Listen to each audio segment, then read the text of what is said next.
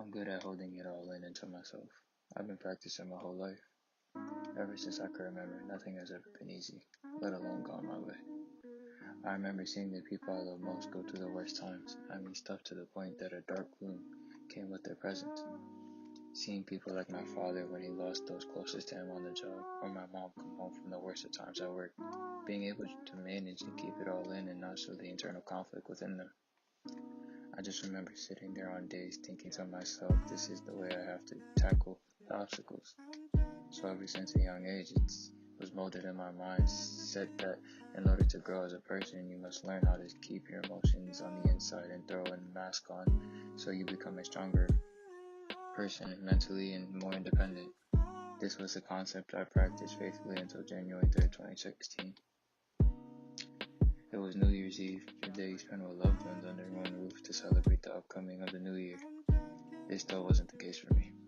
Instead of being in a room filled with friends and family waiting for the clock to hit 12, I was in ICU over St. Vincent's Hospital. I sat there that night, holding my grandmother's hand as she laid up in a bed, and I remember feeling this anger unlike any other.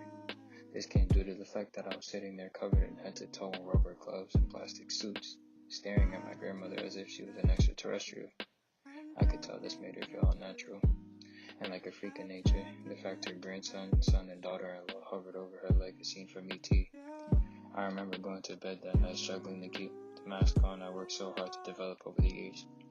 I felt like it was slowly starting to chip away, and I was running out of tape to hold it together. In the snap of a finger, next thing I knew, I was in a room standing next to a casket, listening to the mix of old school salsa and cries of despair. As I sat there with numbers of family, friends, and strangers approaching me, sharing their grief and condolences for my loss, I began to space out, completely blanking out as if I was a software update disrupted by connection. The room became dark and gloomy to me, and the loud noises ceased to a stop, as I began to tunnel vision on the casket. I felt a sudden heavy presence, the ones you feel in the darkest of times, just as I felt this sudden urge to look to my left, as if almost something in the room wanted me to look. When I did, I see my father drop to his knees as if he lost all feeling in him.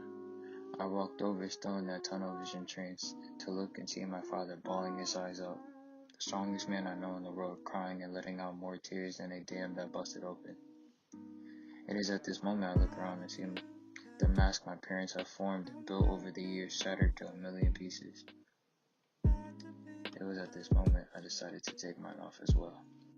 This time of my life was the most impactful I think I'll have ever felt for as long as I live. When I come to think of it, it was weird that it took a major loss in my life to open my eyes, sit there, and really make me understand who I am as a person. Losing that mask that day was probably the most uplifting feeling in my life, because all that pain, anger, and pure emotion I taught myself to control and hide was finally released, allowing me to open up more as a person and really begin to see this positive, determined, and outgoing person I always was, but never showed over the years. I could never begin to describe the doors I opened since that day and continue to as I grow older and learn along the way. I praise the unconditional love I have for my grandmother through this essay, not to tell a sad story and gain sympathy. People lose loved ones every day. It's a part of life we have to grow to accept. But to show thanks to the woman who stood beside me since day one, the one who taught me all the great skills in life which I apply every day to be a successful person I strive to be and wish to be. At this point in my life, walking down the roadway, the most loving woman I know pays for me. And now, I'm just continuing to build off that.